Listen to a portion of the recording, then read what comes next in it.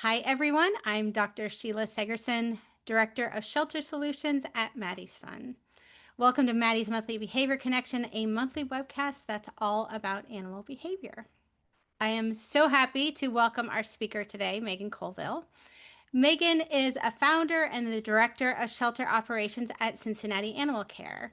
Her amazing accomplishments at Cincinatti Animal Care are inspiring, but Meaghan also holds a bachelor's in education from the Ohio State University, a master's degree in education from, I can never pronounce this right, is it Canisius? Canisius. Canisius, thank you, college.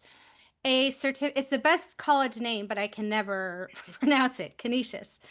A certificate from the University of Texas, Austin in nonprofit management, and a few other certifications as well. Today, Meaghan's going to be talking to us about leadership through life-saving and euthanasia processes. Welcome, Meaghan. Thank you. I did see a comment there from Chris Fitzgerald. Yes, near Buffalo. I grew up in Toronto, Canada. That's where I'm from originally. Oh, nice. All right. I will thank you for that introduction, Sheila. And thanks for having me on this. I'm excited to be here. I will jump right into it. So I'm going to share my screen here. Great.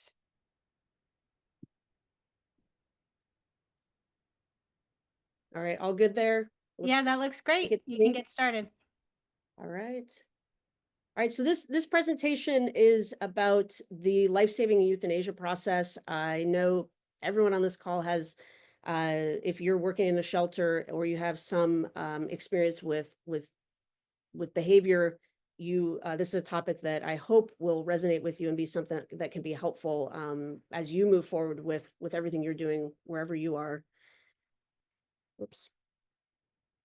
So just quickly, a little bit about Cincinnati Animal Care. I think it's important to know, I'm going to tell you a bunch of stuff, but it's nice to know in what context that is all happening in. So we are a pretty new organization. I won't be able to say that, but we're about to hit our 5-year anniversary. We were founded in August 1st of 2020. We serve Hamilton County, Ohio. That's where Cincinnati is. And we have a municipal contract with animal control and animal services. So we're a humane society with the contract. We serve over 400 square miles and over 800,000 people. We take in about 7,000 to 8,000 animals a year. Since 2020, we've been able to maintain about a 93% live release rate with cats and dogs. And that is who we mainly focus on are the cats and dogs. We get a little wildlife, but we're not really supposed to. But if they show up at our door, we try to figure out what to do. So today, I'm hoping that the key takeaways for everybody will be hopefully you'll get to get some information from me about how we get to know our dogs here at Cincinnati Animal Care. I think that's the cornerstone of making decisions, is you've got to know who the dogs are that you're looking at. We have done a lot of divide and conquer approach that has been helpful to us, and I hope that's something that you can take away from this as well. We take a decision-making approach that is fair and consistent, and we've been able to build a culture of collaboration and trust. So I hope those are 4 things that you'll get as you walk away from this presentation today.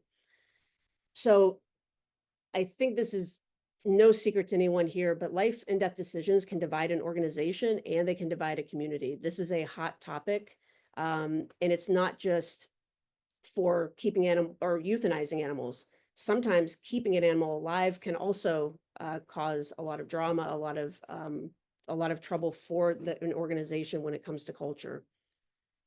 So I've got 2 quotes here if you're looking at the screen, but I will read them to you.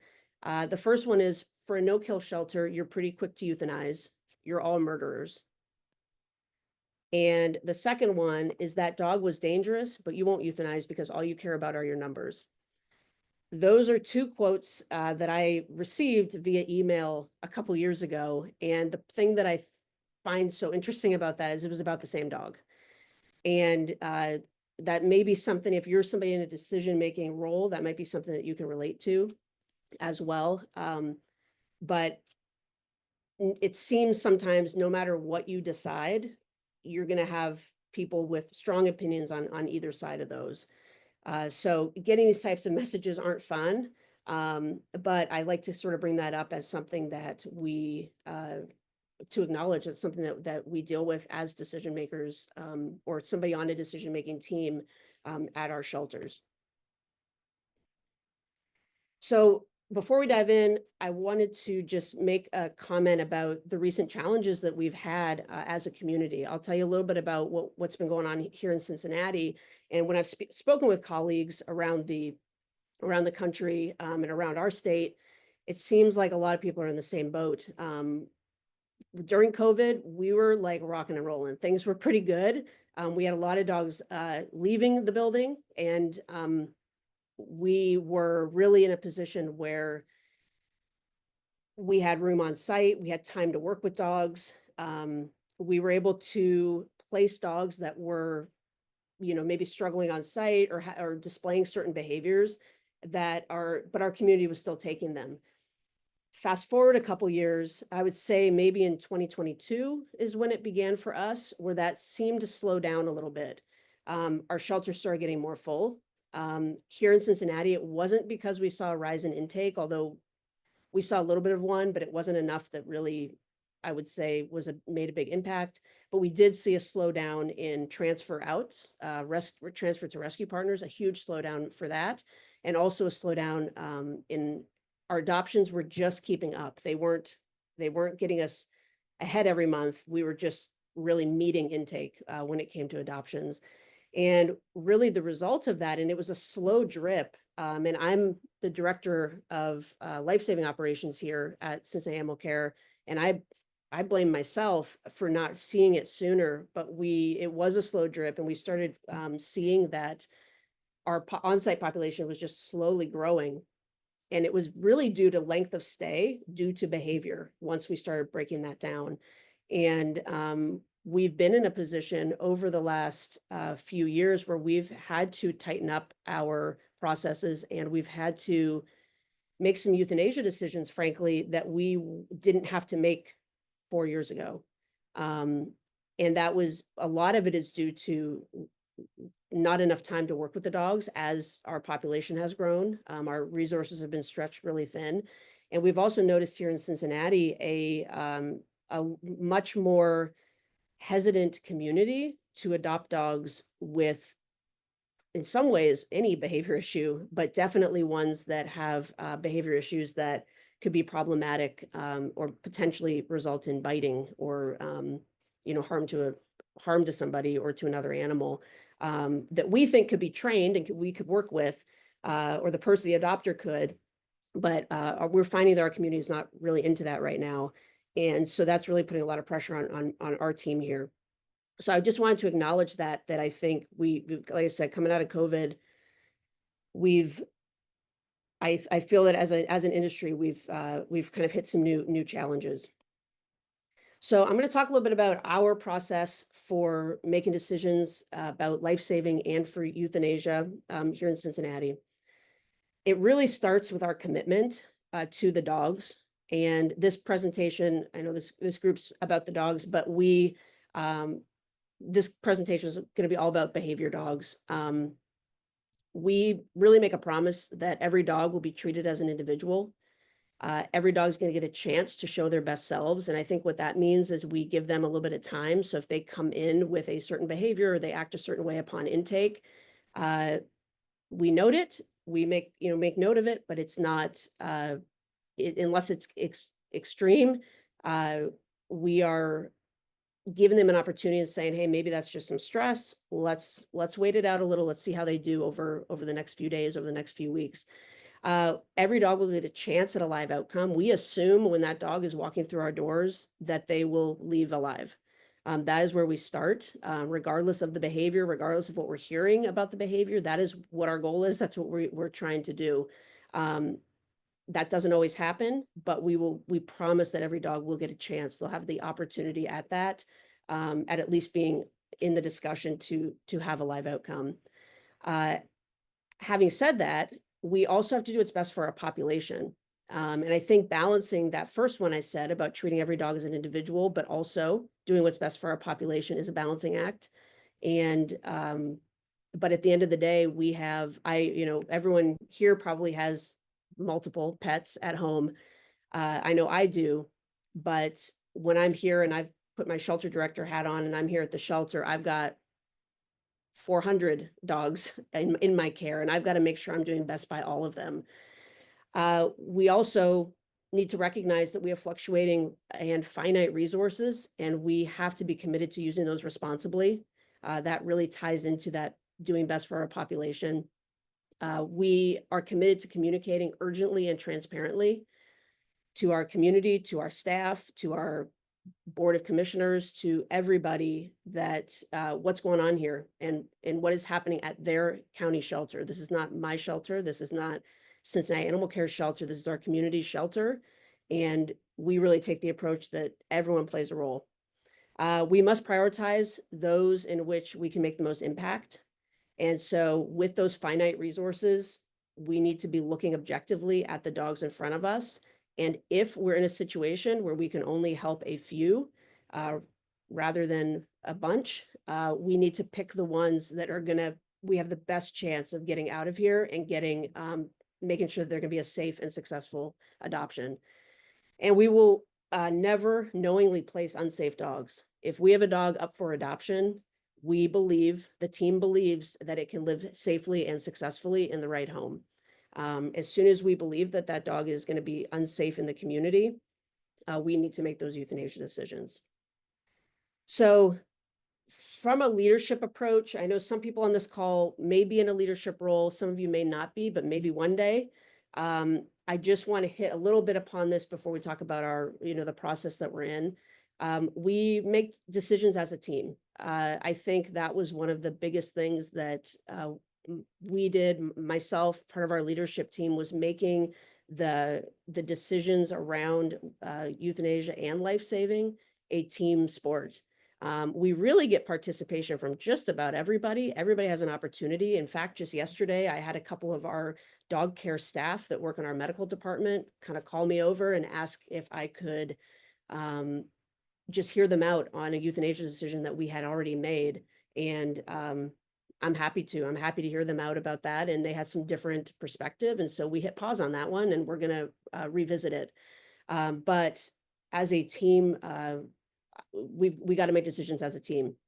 It really takes that pressure off of the individual.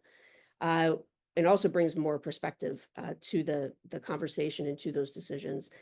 We have to set expectations. We are very transparent as an organization, and we set expectations around that transparency. So our team knows that when we make a decision, and you'll see this as in our process, but when we make decisions, those decisions are posted and they're out there, and they're out there in a timely manner.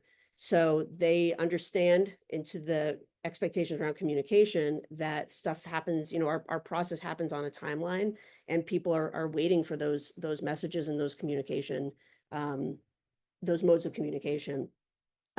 We also had to set expectations around acceptable behavior. And I take this one really seriously as one of the leaders of this team, because I know how hard it is to be making these decisions and to be in the room and having these conversations every week. I'm very protective of my team in making sure that they are not being bullied or harassed or anything like that from other staff, from volunteers, from fosters, and as best I can from the public. We have rules around those behaviors, and we've even had people be asked not to attend our meetings anymore because the energy they bring is not conducive to a place where we can all speak freely. That room, when we're talking about these dogs, has to be a place where people feel safe, where they feel like they can share how they feel. And if there's any sign of tension, any sign of people feeling uncomfortable, as a leader, I need to step in and make sure that I mitigate that and either remove that obstacle or reset those expectations. We're committed to getting it right. In fact, I just mentioned to you that we had made a euthanasia decision, and we hit pause on that just to get a little bit more information before we either move forward or not move forward at all. We do make decisions sometimes, but if there ever is an opportunity to get more information, we will sometimes pause it, or we may reverse course completely. So we are more worried about getting it right than being right. So we don't dig in our heels. We don't just say we made that decision. That's what it is. We don't want to hear anything else. We do up until the moment that euthanasia is being performed. We are open to new information that may have us change course. It's important as leaders that we engage and empower our team. And our when I say team, I include our volunteers and our staff, or sorry, our volunteers and our fosters within that team. They've got to know what's going on, and they've got to be empowered to do something about it. As I said at the beginning, that we really believe that the success of this shelter is in the hands of our entire community, and we believe everybody has a role. But if we just keep our doors shut and there's kind of a nothing to see here mentality, we will never give our community that opportunity. And so it's been really important for us to be clear about what we need to save more lives, and in doing so, empowering our staff and our volunteers and our fosters and our community to step up and do things to help that process. We also, from a leadership standpoint, we try to remember the human side. I posted at the very beginning there, I showed you a couple of quotes that we had that had been emailed to me about that decision that we had made. And it's really easy, and I've been there and I still get there, to become very frustrated, to become very hurt when these things are being said. For myself, I try to remember that the person who called me a murderer and the person who also said that all I care about is the numbers, they both are coming from the same place in terms of wanting what's best for their county shelter and their community. I try to remind myself of that. I try to just remember that human side. And when I really step back, I think we are coming at it from a similar place. And that kind of helps me get through some of that. It is very difficult, but it does help a little bit. And I think the last part is just making sure that we take care of our team, and please take care of yourself out there. Whether you're in leadership, whether you're not in leadership, whether you're a part of these decisions, or whether you're kind of on the outside, waiting for those decisions to be made, please take care of yourself, and take care of your team. Have a plan for your mental health, your physical health, all of those things, and know when to potentially take a break if you can. I've taken several weeks off of this process before. I couldn't do it anymore. I was really struggling mentally, but because I had a really great team around me, they didn't even miss me. They were able to, I trusted them, and they went on for about 6 weeks last year, made decisions without me, and I was able to step away, get some perspective, get some relief. But again, that's only because of the team that I had for myself, and also just being able to recognize when that's important. So I really believe, at least for me, if I'm starting to get burnt out, if I'm starting to skew mentally either toward feeling very maybe unsafe with dogs because I'm seeing a lot of dangerous stuff, because that's kind of what's coming across my desk, or the opposite direction where I'm just kind of a bleeding heart, and feeling that way, I know that if I'm swinging either direction, I'm not necessarily making the best decisions. So I've got to be very aware of how I'm feeling. And really that's kind of a weekly check-in with myself before I go into these meetings, making sure that I'm in the right headspace to be fair and objective when we're making these decisions. So that's just a little bit about leadership, but we're going to get into our process here. So our staffing model, I realize some people probably have much larger teams. Some people probably have much smaller teams. There's people here that are probably like, it's just me. I hear you. And I've been there before as well. But we've been very fortunate here that our leadership within the organization has really put a lot of staffing into our dog program. We have had our dog care staff, and those are the people that are cleaning, they're helping with adoptions, they're doing all that type of stuff. And we've had our behavior and training team be separate. We've had them put together, we've had them be separate. We are continue to move in the direction of having those two teams together under a joint dog program. We really feel strongly that These teams need to work closely together, even though they have different responsibilities. So you can kind of take a look there and see what we have and the staff that we have for at any given time on site. We've got about 300 dogs on site and another 250-ish in foster at any given time. And so this is the team that's really managing that. And everyone here plays a role. So the first thing that we really need to do is get to know our dogs, because if we don't really know our dogs as best as we possibly can, we're not going to be making accurate decisions. So we believe this really begins at first touch. Whether it's an officer in the field, whether it's at our intake desk, our staff is taking, we've actually have memo note-taking training that everybody goes through that really make sure that we're getting good notes upon intake. As I said before, intake behavior at intake or behavior in the field with an officer is not necessarily, doesn't carry a ton of weight unless it's just completely egregious, but it is very, very good information to have and to understand kind of what our starting point is. So our officers, our intake staff all put in intake memos that include information about what they observed the dog doing, how did it handle, how did it walk on leash, we need to use a control bar, how did they handle vaccines, did they snap, did they bark, were they reactive? Any of those things are included in the intake note. And right from that very moment, we now have a baseline and we can start now building out this profile. So the profile building of the dog, we have really goes into, it really is, frankly, every time we're touching a dog, that is an opportunity to build that profile. And that's really the message that we have with our team. We encourage a lot of note taking. Our staff all has access to our software system. They can get in there, enter notes if they see something. Each dog after intake goes through a color assessment, and that is just, frankly, just some easy handling, seeing how the dog does, how do they pull from the kennel, how do they handle with the person who has them out.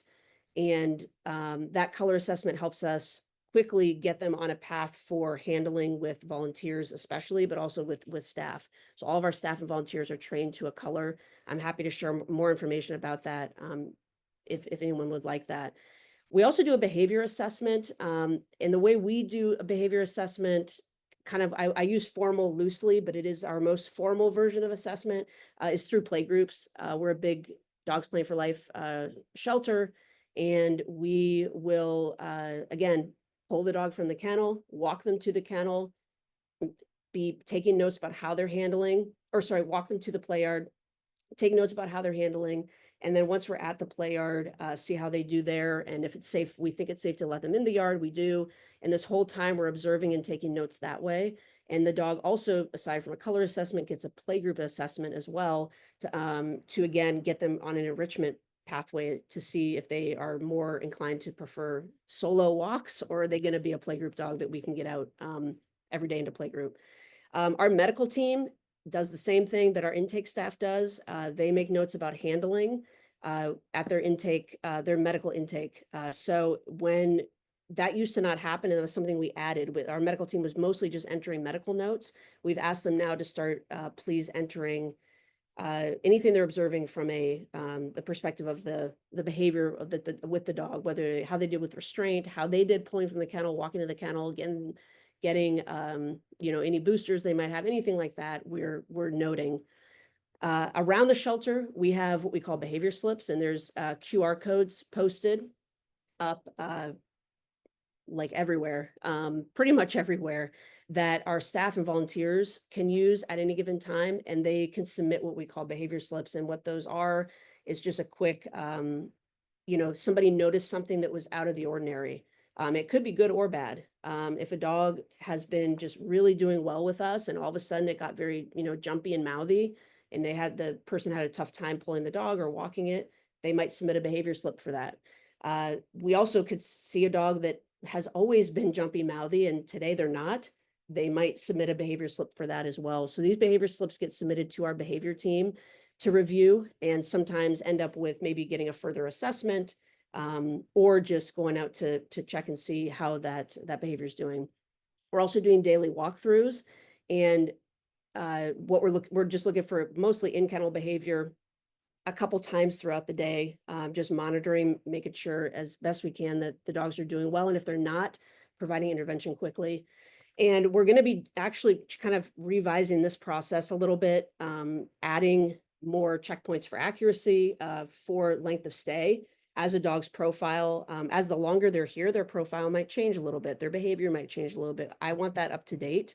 And so we're going to be really focusing on that, as part of the team. And then we're going to be really changing up our walkthroughs and how we do those, and also some special extra volunteer opportunities. So I hope one day I can share some of that if it goes well. Hopefully it does. So once we have the dogs here, they got to go. We need them to go somewhere as quickly as we can get them out. This is a model that we've recently adopted when we're looking at priority for placement and who we give those quick opportunities to. And so really what this might look like is if we have a dog that is highly adoptable, and we would maybe say that by breed, by age, by behavior, by some kind of quirky personality, something that makes them that we feel is going to be just like a showstopper. And if we could just get them in front of people, they're going to be gone quickly. If a dog is highly adoptable and they have easy behavior, and I use easy in air quotes, we want to get them to the adoption floor quickly. So when they come in, if we're seeing that highly adoptable, easy behavior dog, they're getting fast tracked to the adoption floor. And we have in the past, we have done things like that's usually the dogs that people want to foster. We're trying to limit that so that they aren't leaving the building without leaving the building and then sitting in foster for a month when they could have just, been adopted within a couple days. And then you can see we kind of worked down the system. We did recognize that we have prioritized highly adoptable, even if that behavior is a little difficult. Meaning that if we had, for example, a really highly adoptable breed come in, our community does really well with golden retrievers, for example. Even if that golden retriever has some behaviors that are not the best, it'll probably still get adopted quickly. Those golden retriever people are likely to just overlook that and still adopt. So we feel like that highly adoptable can often trump the behavior, even if the behavior is a little bit difficult. And that's just in our shelter. So kind of putting some parameters around this and putting some language around it has helped us prioritize these dogs for placement. Let me walk you through this one. So there's a lot going on this slide. If you're anything like our shelter, you have too many dogs, and it becomes difficult. All the stuff I just said about getting to know the dogs and all that's really nice, but how do you do that with so many dogs on site? It's very easy to lose track of the individual dogs that are out there in your shelter. We've had problems in the past with I would pull a dog with a profile and notice the profile hasn't been updated in 2 months. If it hasn't been updated in 2 months, I don't even know what this dog is like today.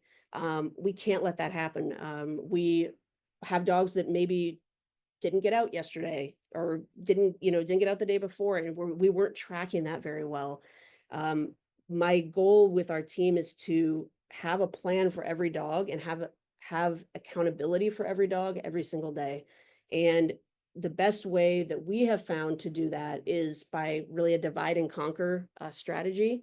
And so what we're looking at here is we are looking at the behaviors that the dog is demonstrating. You can see on the left, we've got behaviors that range from none, pretty easy dog, to a dog that is deteriorating. So maybe it's a really nice dog, a really good dog, but it's starting to fall apart in the shelter environment, to low-level behaviors that are probably easily managed. For example, maybe some on-leash reactivity, but they're actually really nice dogs. They like other dogs. They just act like knuckleheads on leash. We're not worried about what they would do if they got off leash. We would consider that a low-level behavior issue versus a higher level behavior issue. And using that same example, maybe there's some on-leash reactivity that we are a little nervous about what they might do if they were to get off leash. If they were to, be a potential a dog that potentially cause harm, we would consider that a higher level issue, and it potentially could be less easily managed. And then finally, all the way to our dogs that really need urgent outcome. The dogs that fall in that category with us tend to be dogs with stranger danger issues. Sometimes, not always, but tend to be those dogs. Handling sensitivities is another one. If we really can't pet the dog, we can't touch the dog. Those are dogs we often need to really discuss quickly so that we're keeping the team safe and keeping our community safe. So our behaviors we kind of prioritize those 1 through 5 and give each everybody in the shelter kind of has a different role when it comes to those behaviors. So our adoption team, we need them to turn over kennels as quickly as possible. They need to be focused on those easy dogs. Get them out of here, move them quickly. They of course have a list of dogs that really maybe have some of the other priority levels, 2 through 4, 2 through 5 sometimes. But the average adopter that comes in is usually looking for that green dog. We're happy to send it home, get those dogs out of here. Priority 2, the deterioration dogs, that is really the focus of our enrichment team. And a little bit with foster. These are the guys we want to send to foster. We don't want them just sitting here on site deteriorating further. So that is really our highest priority for our foster team, is getting those dogs out of here and into foster homes. And if we can't do that while they're here, these guys need enrichment on turbo levels to make sure that we don't deteriorate any further. And even better, we can reverse that deterioration. Levels 3 and 4, the low level issues, and the higher level issues is some of our intervention team and some of our behavior team. That's really who's owning those dogs. And then we have a little bit of our foster and dog care as well. One of our really great behavior staff recently created a program that gets our staff working with some of these dogs that are struggling on specific behaviors and pairs up our dog care staff with them. And it's a huge hit. The staff loves it because they get to work with the dogs and see that progress. And the dogs get what they need. And then when we do have dogs with the behaviors that are just at high levels, we're considering to be very unsafe. Those are kicked up to our life-saving team to see if there's any Hail Mary, anything we can do. And if not, that's where we're making decisions about either placement or euthanasia. But the goal is really to move dogs down through the chart. We want as many priority 1 dogs as possible. And when we're doing this well, we can get those dogs moved down this level. So I mentioned intervention meetings. These are daily if we're staffed for it. If not, if we're struggling a little bit with staffing, then they are multiple times a week. They aren't just once a week, though. I think that's the main point. And they're really discussing progress and new dogs that are needing intervention. So during those walkthroughs, during those assessments early on, if we're seeing any dog that is struggling, their name is probably going to pop up on our intervention meeting. A lot of times through those behavior QR codes, those behavior slips, they get on the radar of our behavior team, and that's where they get discussed in these intervention meetings. And again, the whole point of the intervention meeting is to intervene. We want to stop that behavior and push the dog back toward that priority 1, making them that really great, easy dog that we can get out of here. The people that attend these meetings is our behavior and dog care staff. And I don't attend these meetings. So these are meetings that are really held within our behavior and dog care teams. And when they find dogs that they feel they've done either everything they can, or it's kind of out of, the behaviors out of their scope, again, they will kick it up to the meeting that I attend. So I wanted to provide an example of our spreadsheet. Again, this is something else I'd be happy to share. But the dogs that are on our intervention list, this is actually a pretty recent one that we had that I screenshotted. So this is sort of what it looks like, that intervention spreadsheet that they work through when the intervention team meets. You can see the dog's name, their priority pathway, so that 1 through 5 that we just saw on that other chart. And that really identifies who is responsible. And we talk a little bit about what the reasoning is, why they're on that list, and what that plan of action is. I think one thing that we used to not do well was a plan of action. And sometimes we would have a plan of action, but we couldn't realistically execute on it. So for example, we would maybe have a dog that needed to go to foster with somebody who could handle a certain behavior. And we would say, all right, the plan is foster, but we didn't really even have a foster available. So then the plan doesn't work. It's like your plan has to have realistic opportunity to succeed. So that was something that's been really important for us, as well as looking at having a plan for each dog, but also making sure that we can actually execute on that plan. This is an ongoing challenge, but something that we're continuing to try to fine tune. So anyway, you can see, like I said, just some of the notes and some of the things that we're keeping track of here with the intervention list. You can see we did have a dog here, Abe, who was marked for a priority pathway 5. And that was because of a sustained dog altercation that he caused.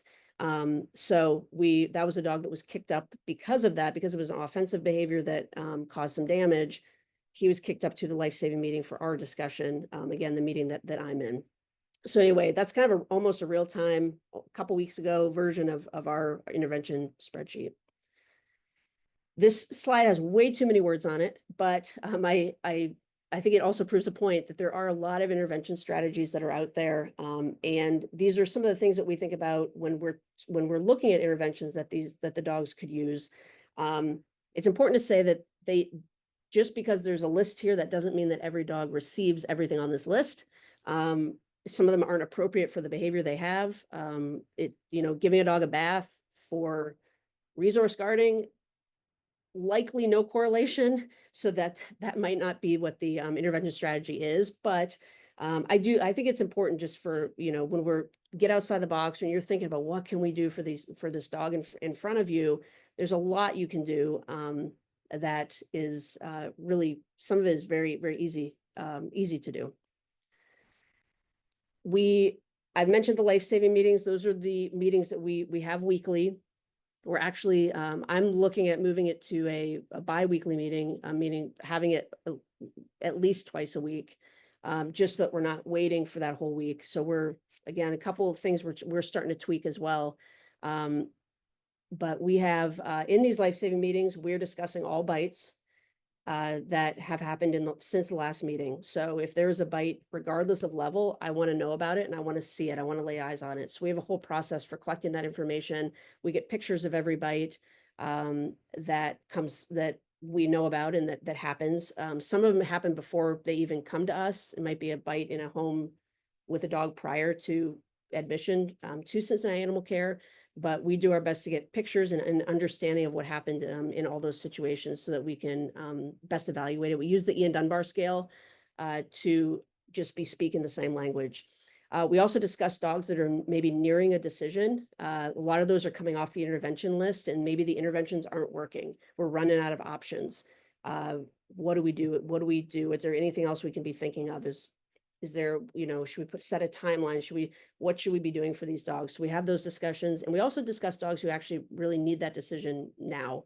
And those are dogs that I'll actually talk a little bit about that here in a second, about how we come to those decisions when it comes to, especially to euthanasia. So these meetings include the shelter director, that's me, our medical director, our outcomes manager, our behavior and training manager, and an intake to placement coordinator. We've had different groups of people in there, and frankly, I think you can put anybody in those meetings as long as they can contribute and as long as they are positive. There's been people that we've plugged in because I think they provide really great perspective, and maybe they don't fit that job description for maybe attending this meeting, but they really contribute in a big way. So we will have them attend. So it's sort of, we've changed over the years with who attends those meetings, but that's where we're at right now. But prior to those meetings, we're getting input from all relevant departments. We're hearing from our foster team. If a dog was in foster and a behavior came up in foster, we want to hear from the foster team. We want to hear from volunteers. We want to hear from our staff.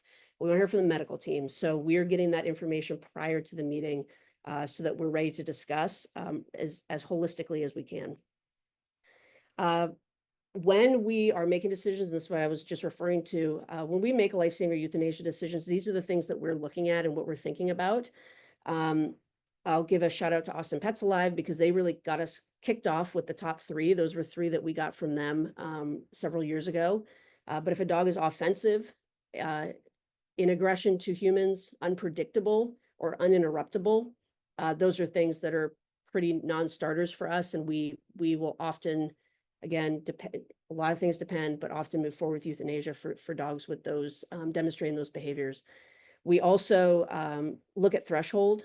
And really what I mean by that is how quickly does the dog get to that level?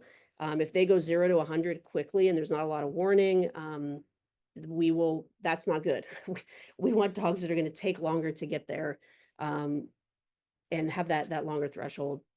The number of bites matters to us. The severity of bites matter to us. And unfortunately for larger dogs, potential for damage can matter. Some of those things aren't, in a vacuum where we would make a decision just based on one of those things, but they all contribute and they're all considerations when we're making those decisions.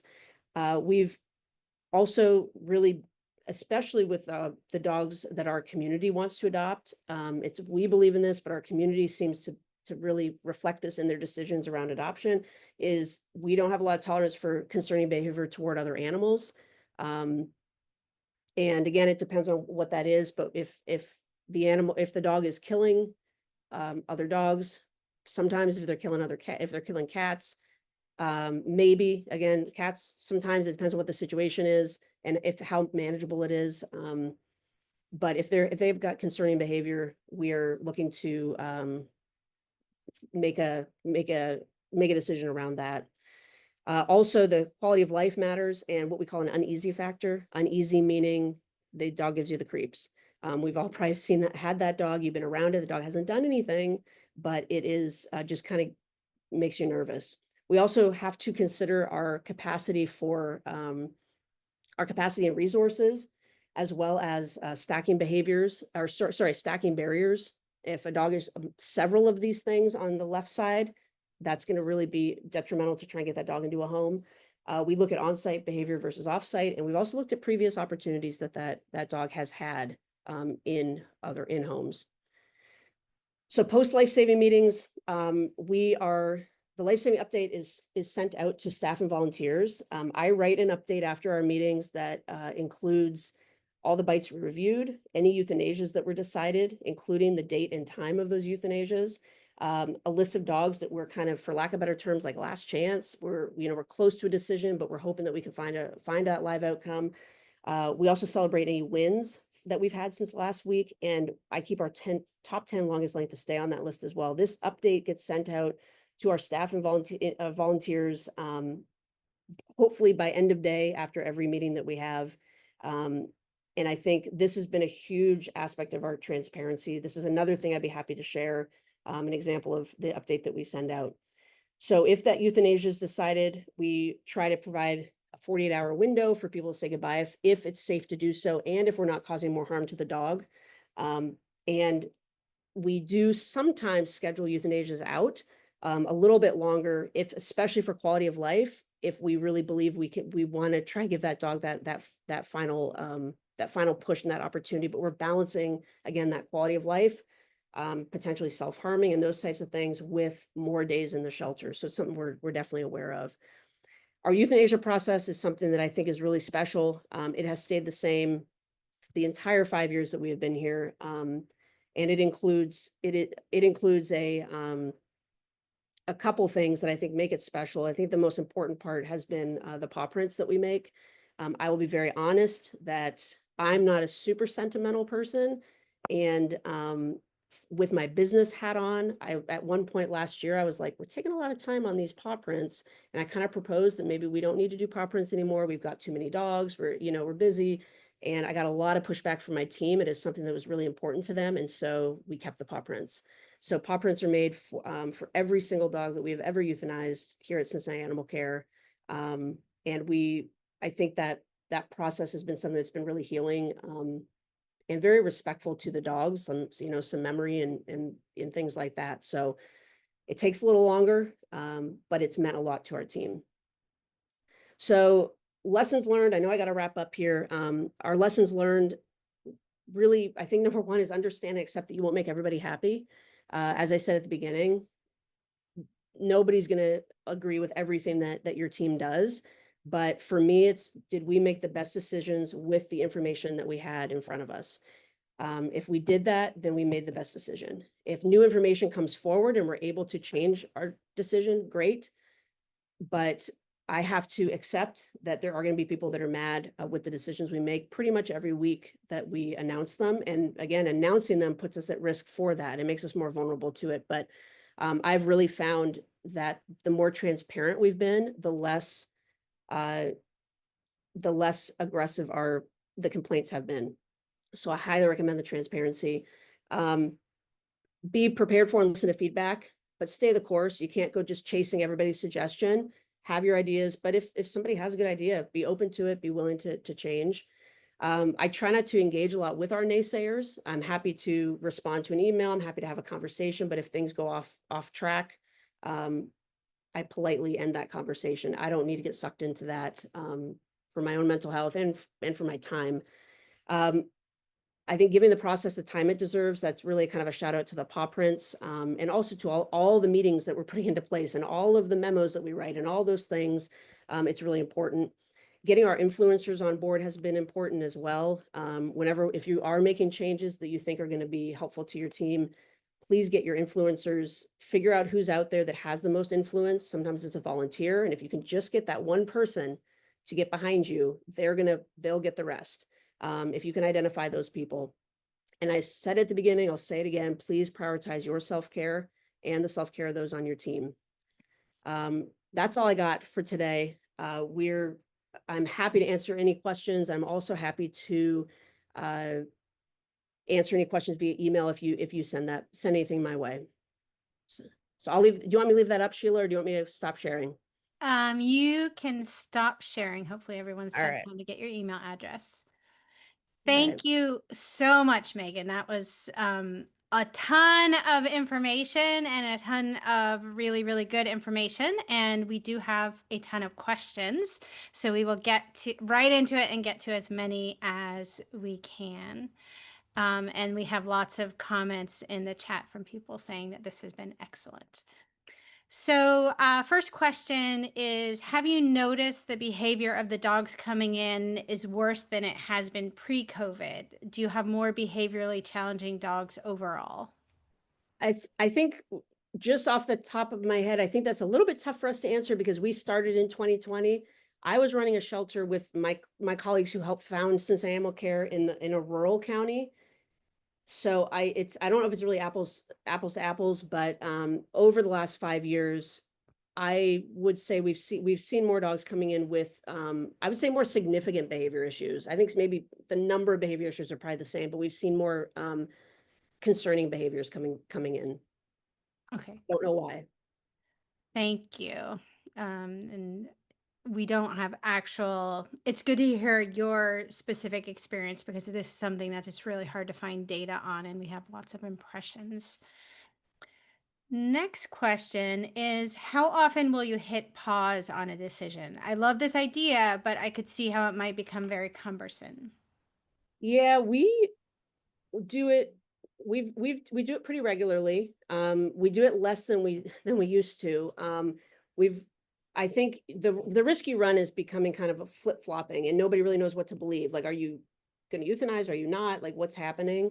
And so we've tried really hard that when we do make that decision, we try to stick with it. There are the odd times, and we just had the one yesterday that I had mentioned. That's probably the first one in the last 6 weeks or so that we're just going to revisit.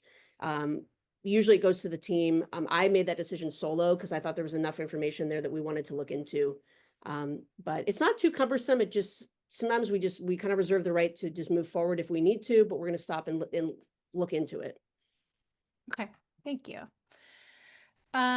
Next question is how many, well, I think you answered the first part. I know you answered the first part of this, which is how many staff members are involved in euthanasia decisions at your organization, and how many are involved in the actual euthanasia? The decisions is about 5 or 6. It's changed a little over time, but I've found that to be a good number. Too big, you start getting we didn't get a lot done, and too small, we didn't have enough perspective. So for us, that 5 to 6 was a nice range, and from a variety of departments.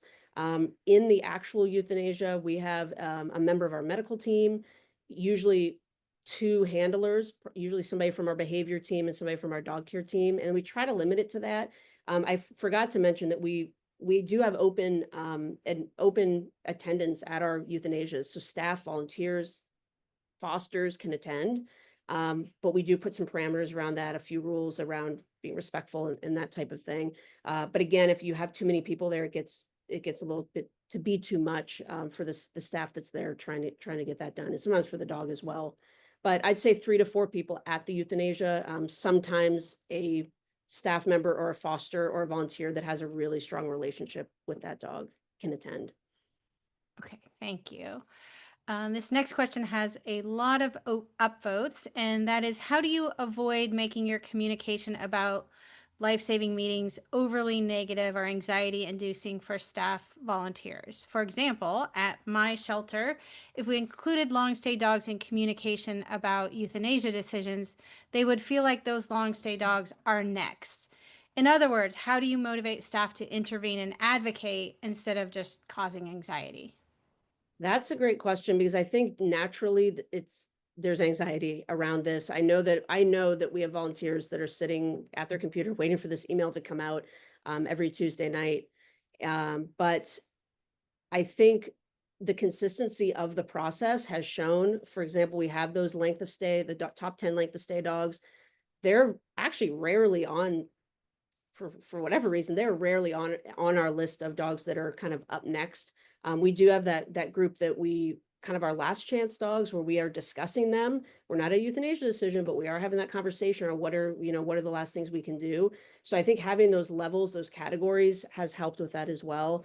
But it's really been the consistency, and then I think also just the willingness to listen, the willingness to engage the team. And I think some of the anxiety can come from feeling that there's no control, but when people feel like they can participate or they feel like they have a voice, even if you end up going a different direction, I think that can go a long way. So we used to have a lot of people contribute, and now I feel like they trust the process more, just as we've been consistent with it. But I'm happy to have that conversation even more so, like more specifically, if you want to email me, or if anybody wants to about that. Great. Thank you, Meaghan. And I would suggest to maybe put it on Maddie's Pet Forum, because if one of you in the audience has a question, Sure. other people do as well. So it'd be a great discussion for Maddie's Pet Sure. Forum. All right. There were a number of requests for different documents, spreadsheets, et cetera. Everybody wants everything that you have. So I've recorded those, and we'll get those out to share after the webcast. Yep. A couple more specific questions related to documents and such. First is, do you use a checklist of specific observed behaviors to ensure objective descriptions of dogs' behaviors? The short answer is no, but the longer answer is that's starting in like a week or two. We did find that it was not as objective as we would like it to be, especially if it would be different departments. Our behavior team is pretty consistent, but if somebody from our dog care team or somebody else jumped in. So we're also creating some definitions around what does hyperactive mean?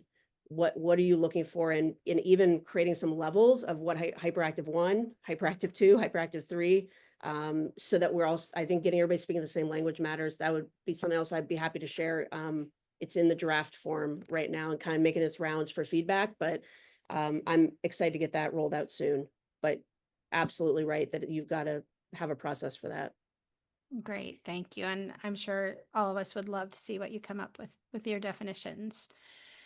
Next question is, can you share what information you gather in your behavior slips and how you track the data? Yeah, the behavior slips it's all through Google Forms, so it gets put directly into a spreadsheet. I don't know how to do that, but other people on my team know how to set that up, so they were able to do that. The questions we've left them sometimes a little more open-ended, but we found that it's easier to provide kind of some options to select and then provide some feedback to that as well. So there is that open forum where people can explain what they saw or what they observed. And we really, really try to get those observations. We try not to diagnose. We try to tell us what you observe. So a lot of training has gone into what we're looking for. But the biggest ones are anything that's unsafe or anything that would imply that we're heading down a deterioration pathway. Okay, thank you. Next question is, when you were talking about bite history, were you referring to dog bites or dogs biting humans? Do you place dogs with a human bite history? Yes, we place dogs with a human bite history, but it depends. They got to kind of run through that top 10 consideration list, where we're looking at the level, the frequency, the threshold, what was the situation. But we will place dogs that have bites. We have a bite disclosure and review. Every dogs that have a certain level of bite have to speak to, if somebody's adopting that dog, they have to speak to somebody from our behavior team, and we make recommendations for a safe adoption. What we feel would be a safe strategy to, get that dog into your home. I forget the first part of that question because I answered the last part. Oh, the bite. We get pictures of both dog to human and dog to dog. The dog to dog we don't get as frequently, but the dog to human we do. And again, we use the Ian Dunbar scale to sort of level that and determine likelihood as best we can. I mean, it's predicting the unpredictable, but as best we can, the likelihood that bite might occur again in the future with that dog. Okay. I hope that answered. There's a few questions in there, so if I missed Yeah, one, I think you yeah. got to everyone, and one of them was about whether bite history is dog or human bites, and you're looking at both. We're looking at both. For the dog bites, we're really looking at like the severity of the bite. If they sent a dog to the hospital, if they killed the dog, if those are the types of things that were more concerning to us, rather than just kind of a bite and release, and they kind of got into a scuffle. All right, thank you. Next question is about level 5 dogs. Do they ever go to sanctuaries or transfer? Or are there other options for level 5 dogs? That's one of those things that we have really seen a drop off, where we've had a lot of trouble placing those dogs into sanctuaries or transferring out. We've found I think a lot of our rescue partners are really, really full right now as well. And so we've really found that if a dog has a bite at all, we're going to have a very difficult time placing them in a rescue setting. So those ones are, if there's a really difficult behavior and we've really deemed them as a level 5 dog, those dogs are most likely going to be ending euthanasia. Doesn't mean we don't try, doesn't mean we don't send them out to our rescue partners, but I'd love to do more of that, but we've really not had a lot of luck with that here, at least in Cincinnati, unfortunately. All right. Yeah, and it's tough all around. We are just about out of time, but I want to try to end with one last question. I think this is the most questions we have ever had in Maddie's Monthly Behavior Connection, which just owes to how grateful we are to you for speaking on this topic. Sure. It's a tough one. I think everybody's going through it. Yeah, it is a tough one. So thank you. So last question, how do you debrief with your team when decisions are hard, go wrong, or may not have been made under reasonable circumstances? Do you share those lessons learned with all your staff? Being honest, not as much as I'd like to. I think that's an area that I can improve in, and that's an area that our leadership team can improve in. But we do communicate it as best we can. If we have to, make a comment about something went wrong or things like that, or we're changing a date, we're changing course, anything like that. We try to get that. We have a Slack channel. We try to get that posted on, and make sure that we're keeping everybody up to date. And I think we all have really a big open door policy around any of these discussions, because there's stuff for me that I'm like, for me, it didn't matter as, I didn't feel it as much as somebody else did. And I didn't recognize, hey, that was something that I really should have shared or taken more time for. So that's stuff I'm kind of learning through our team. But I think being willing to have those conversations is the most important part of that. Thank you so much, Megan. So appreciate your honesty and transparency and everything that you are doing to help dogs and cats. I appreciate being here, and thank you to everyone out there, because I said, this topic is important because everybody's going through it. So I feel you. I know what it's like. All right. Well, thank you. Any questions that we didn't have time to get to today will be answered on Maddie's Pet Forum.